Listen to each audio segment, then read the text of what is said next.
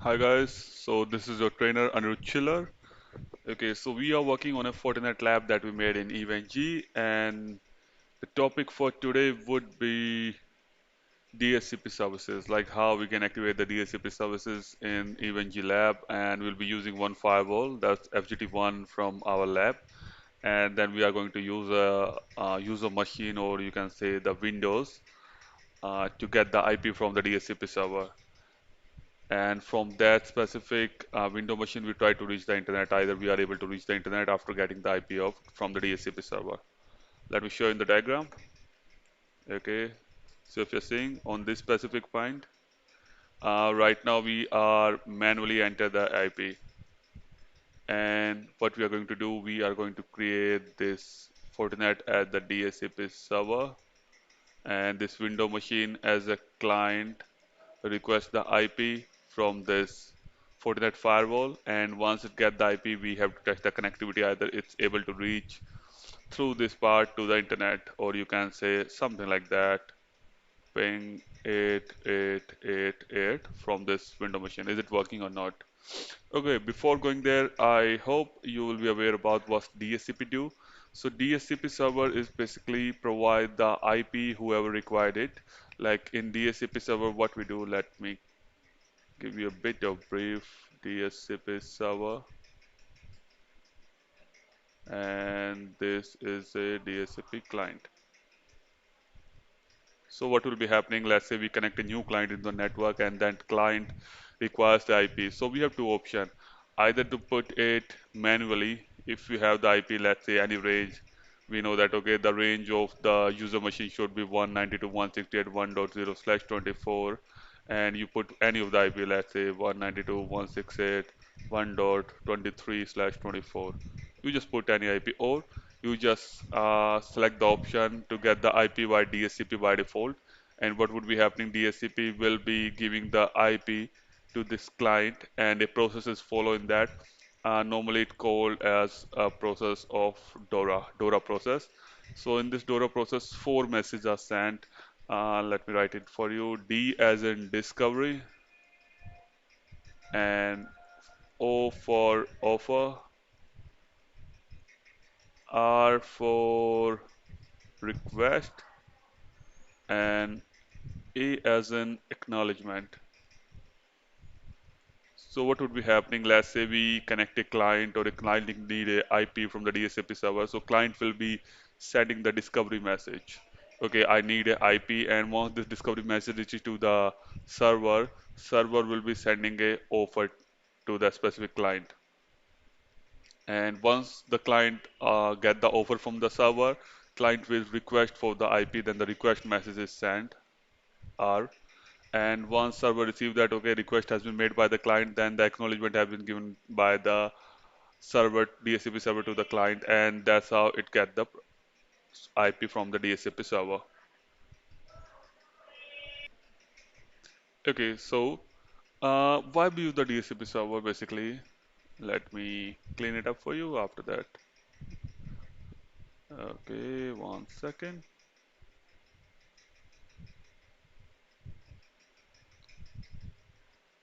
So we know that how the process will work, but why we need it? Like why the DHCP server is required? Let's say this is a DHCP server. In this condition, we just talking about one client, but let's say we have more than one client. Like let's say we have 30 clients right now, okay, 30 users. So it's not feasible to assign the manual IP for each and every user. Like somehow they are connected to the network, and all of them are required a IP. They need a IP to make the connection work, or to make it work into the network. So let's say if you have to assign the IP for the 30 users, so you'll be going on each and every machine putting some IP manually. So that's not feasible. So what we can do, like on the machine, we can enable the setting that okay, it can get the IP from the DHCP server by default.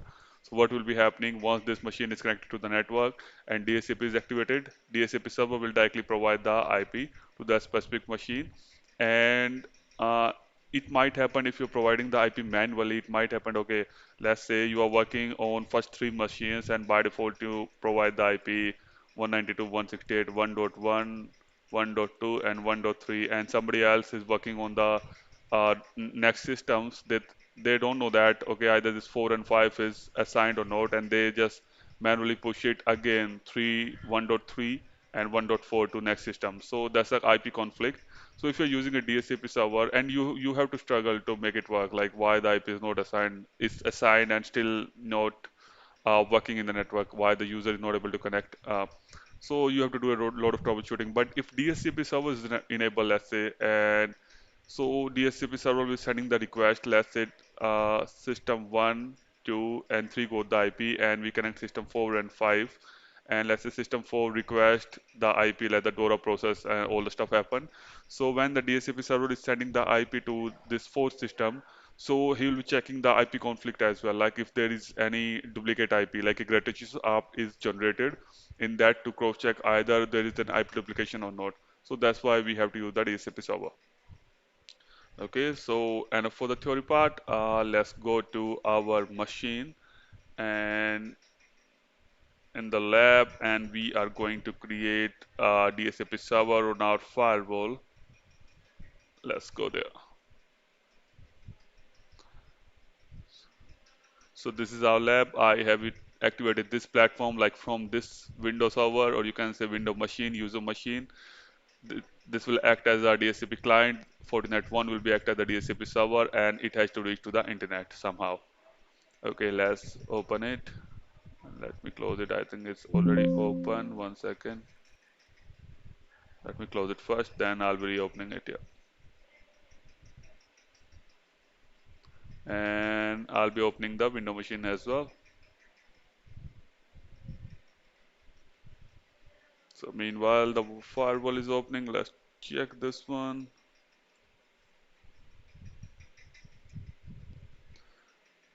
Okay, go to the command prompt to cross-check what kind of IP he has. So if you're seeing right now, IP assigned is 10.10.10.151. Okay, let's check before that if it's from the DHCP or like we have allocated it manually. Okay, it's from the DHCP. Let's put it manually first. Let's give any IP from the subnet and let's say 192.168.1.121 and the subnet mask should be 24. Okay, and the gateway should be 10, 10. Okay. The gateway IP is the Fortinet internal interface that's connected to the Windows side, so it will be a default gateway for this one. Give us a DNS server. Let's give it 123.1.1. I think we missed a octet here. Okay, so we provide 1.121/24 and the gateway.50, and these are the DNS we provide. Click it. Okay, yes, we want to overwrite it. Okay, and let's see. There will be interruption and it will reconnect, I think. Or is it connected automatically? Let's check the. Okay, if you're seeing 192.168.1.121 and the earlier IP is 110.10.10.151. Okay, it's getting it from there. So right now we have provided a new IP 192.168.1.121. Okay, so this is the IP we are getting. Oh, it's not working. Okay, my bad. Like, why? Because this is the subnet of 10.10.10/24, so IP should be 10.10.10.121. Like habit of learning from our system. Let's change it again. 1 second. Go to the local area network. Go to the properties. IPv4 10 10 and 10.121. I think this would work. I just go to a different subnet.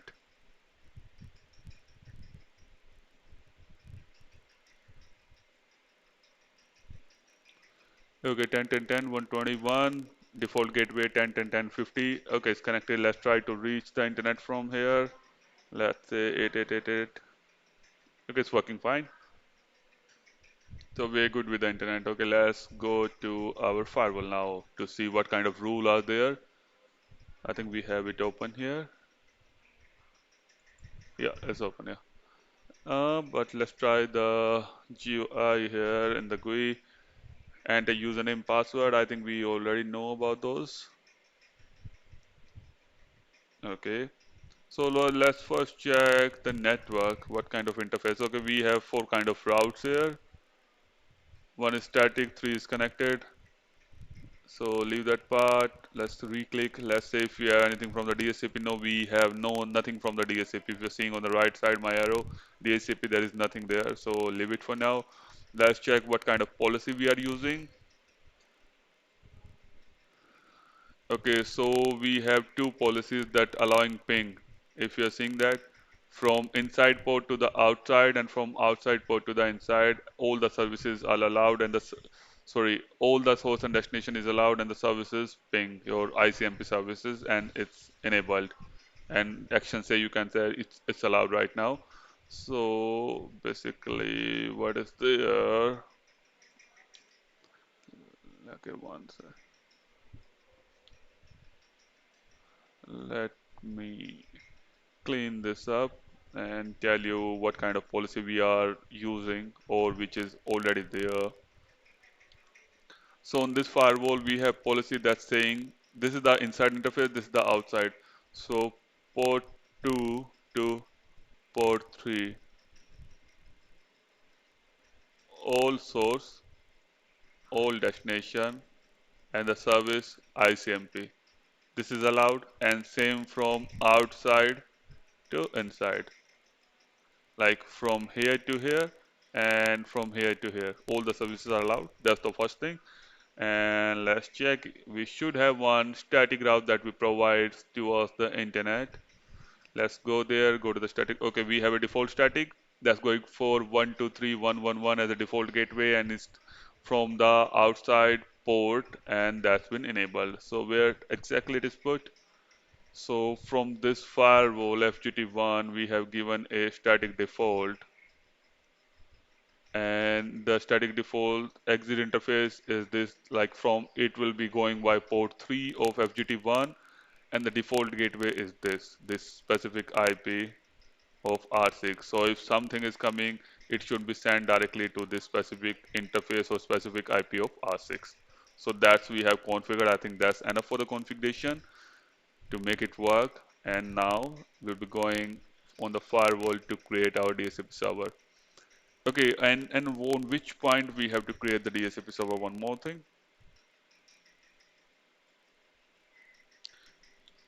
Since this is our client and we are going to make FGT1 as server, so on this specific port, we have to enable one pool. Or you can say on this port, we have to create a pool and enable the services as a DHCP server. So let's go again. Go to the network interfaces. So that was inside port 2. Click on edit. Okay, if you're seeing we have a manual IP 10.10.10.50 that's what we provide as a default gateway. So if you're seeing here, there's a DHCP server which is disabled right now. You don't need to do anything here, like click on the DHCP on well, no, it's been like it's the IP, the physical IP of the interface, so you can keep it as it is. Just click on DHCP server, and if you're seeing DHCP status enabled or disabled, so we enabled it by default, it enabled, and this is the address range if you're seeing. And let me go to the window machine and command line. If you're seeing the IP is 10.10.10.121 on the user machine right now, and what's the range? 10.10.10 to 254. Like the whole range is there. So that's on you. If you want to provide a specific range, let's provide a specific range. Let's say it should be, for example, 160 to 170. So we provide this range, okay, like the user should get the IP from this range only, like from 160 to 170. Okay, then the net mask, okay, should be 24. So it is 24 right now, so that wouldn't be changing anything. And default gateway. So it will be asking the default gateway which same as the interface, like whatever the default gateway for this interface, or you can specify any specific one. Like click on the specify, it's taking 10, 10, 10, 50. So right now we can take it as the same as interface. That's not going to harm. DNS again, you want to specify, that's on you. Let's say 888.123.111.4222, that's on you. But try to keep it same as the system DNS. So it will be taking whatever you are using for this specific interface or system. Okay, lease time. Lease time here shows that for how long the user can keep this IP. Let's say you are a user and you're working in a shift and your shift is 9 hours. So for 9 hours, you will be getting this IP. Once your shift is over, the IP will be released and it will be reassigned for a new user who will be trying to get a IP. So if you can like disable it, so it will be permanently assigned to you, or you can enable it. By default is 60,000, 4,800. So I think that would be a day, the whole day, I think. Yeah. Okay, click on the advanced features. The mode, it's a server. Yeah, it's a DHCP server mode. I'll be talking about the relay later. Type, let's try to keep it regular. We are not going for the IPsec right now. NTP server. That's on you. You want to specify, yeah, try to keep it local. That's on you. Okay, we are keeping it as a local for now. Wireless controller, no, no, no, we are not going for the wireless controller right now. So just keep it default. Time zone, same as the system, or you can specify like anything, Indian time, Swedish time, or the US time, CST, EST, whatever you want, or IST. Try to keep it same as system. Next, bootstrap server, just try to keep it default. We are not going to touch this thing because we haven't configured that TFTP or this thing. Okay, additional DHCP options. Let's click on it. Option 4, accept decimal values. Okay, if you want to provide any value, any IP string, FQDN value, we are not going to do anything. We try to create a simple server to provide a simple IP. So for now, just keep it as a default. Oh, let me re-click to move this advanced option. Okay, device detection and security mode, no, we are not going to touch that. If you want to put any comments, you can, or leave it for now. Doesn't matter. You want to put it like, let's say, DHCP client for window machine, something like that. And status for whole thing, the DHCP server should be enabled. So let's click OK. And I think if you're seeing this specific, let me put it here. Yeah, yeah. If you're seeing port 2, you're seeing, okay, we have created one DHCP server and this is the range. Now let's go to the user machine. Either it is working for, okay, if you're seeing it's still having the IP 10, 10, 10, 1 to 1 that we provide manually, let's try to keep it from the DHCP and see if it's going to change or not. Let's go there. Just click here, obtain the IP automatically, obtain the DNS automatically, click OK, OK, and close. If you're seeing there, it's reconnecting and getting the IP. Let's check if a new IP has been assigned. IP config. Oh, nope. So it's getting the IP 169.254. I think it's a API IP. It's not going to work. Okay, it's got the IP now. Yeah, it's taken some time, like the normal image stuff in the EVNG. So if you're seeing 10, 10, 10, 160, this is the new IP. And what's the range we define? If you're seeing here, 10, 10, 10, 160. That's the range we put, and it's get the IP from the range start. So 10, 10, 10, 160. Let's check if it's able to reach its default gateway first. What was the default gateway? 10, 10, 10, 50. That's been mentioned here. Default gateway. Try to reach it. Okay, it's working. Now try to reach the internet. That's our DNS. Okay, it is working. And I think it will work when we type google.com. I think so. Let's give it a try. Yeah, it is working. So it's able to reach the internet without any issue. Okay, let's come to the machine. So our user get the IP from the range, whatever we define. Let's check one more thing. because we don't know that it's getting the IP or not, we should have some DHCP stuff that we're able to see in our FortiGate firewall. So you can go to the dashboard, click on the networks, and if you're seeing earlier there wasn't nothing, right now you're seeing there is a one DHCP client, click on it. Okay, if you're seeing that there's a user PC which is having the IP of 10.10.10.160 and is coming through the inside port and status is leased out because it will be leased out in one day, and this would be the MAC of that system. Let's check the MAC 50000B0000. Let's go to the machine and reconfirm the MAC here. IP config, I think, nope, MAC is not there. Let's type IP config slash all, and you'll be seeing MAC. Yes, where's the MAC? Here it is. 50.0.0.0.0 OB0000. So is it the same MAC? 50.0.0.0 OB00. Okay, that's the same MAC. So it's the system MAC, but there's one thing, if you're seeing reserved, it's not reserved. So if you want to make it reserved, what you can do, just right click here, create DHCP reservation. If you want to reserve the specific IP for a specific user machine according to their MAC address. So what it is saying that, okay, so to reserve the IP specific to any MAC address, if you're seeing MAC address is there, some IP is there, you want to change the IP. Let's say we want to reserve 161 here. Let's click 161 and just put any address name. You can, although this is by default, but you can change it as well. So try to keep it as a default. So we have reserved one IP 10.10.10.161 with our MAC address of the user machine, and let me show you. We have the IP as 10.10.10.160 right now, but we are reserving 161. So let's see what happened. Click it. Okay, here. Cannot set duplicate entry. Let's go to the user machine again and go to the adapter setting. Go to the network. Disable it. Okay, it's disabled. Yeah, now re-enable it.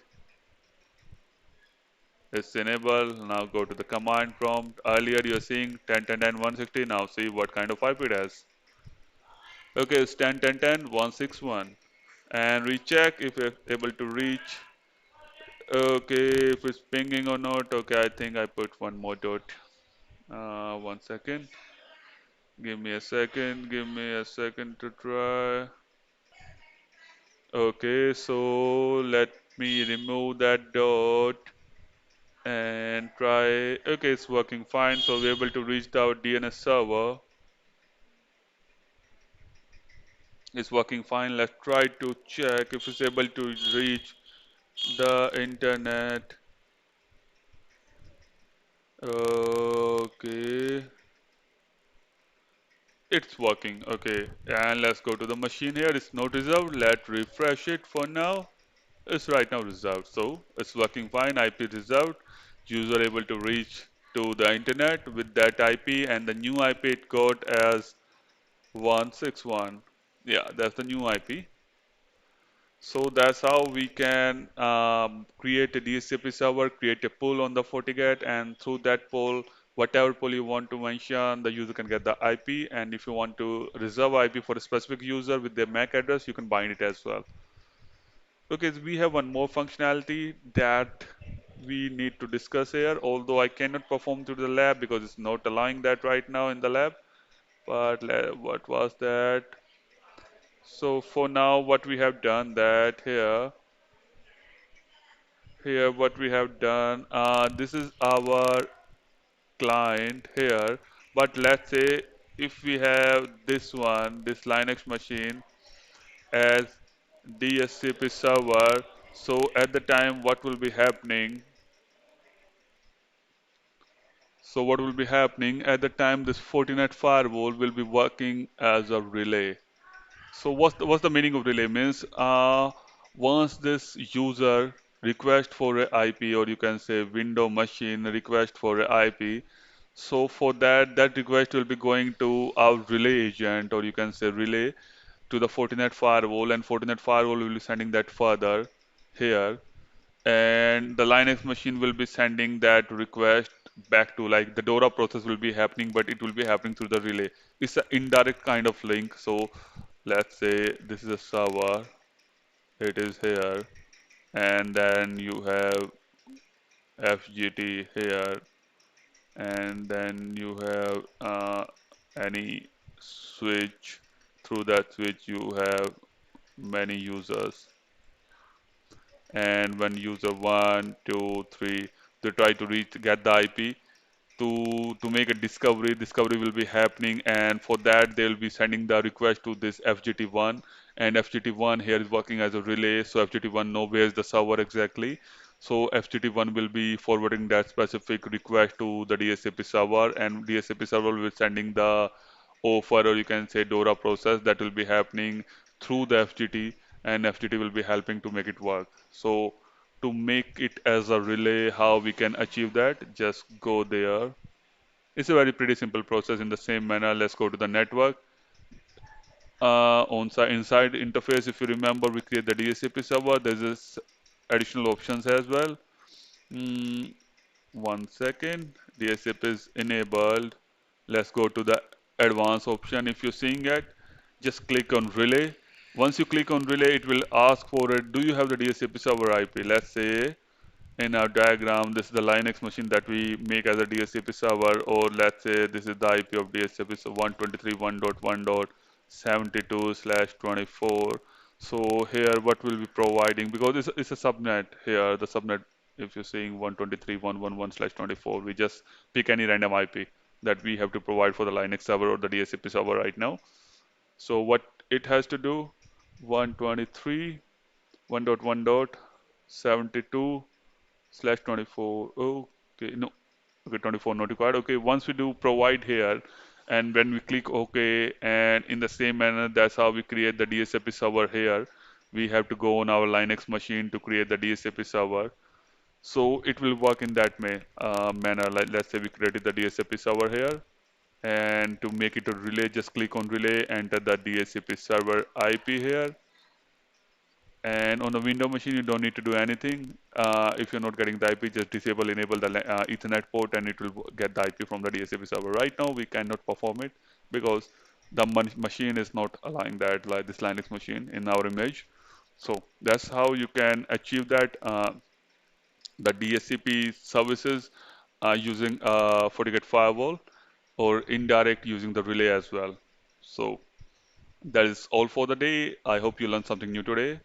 So if you like my video, please subscribe my channel at the rate ARC_tutorial, and I'll be coming with more videos, guys. Thank you so much. Have a nice day. Bye bye.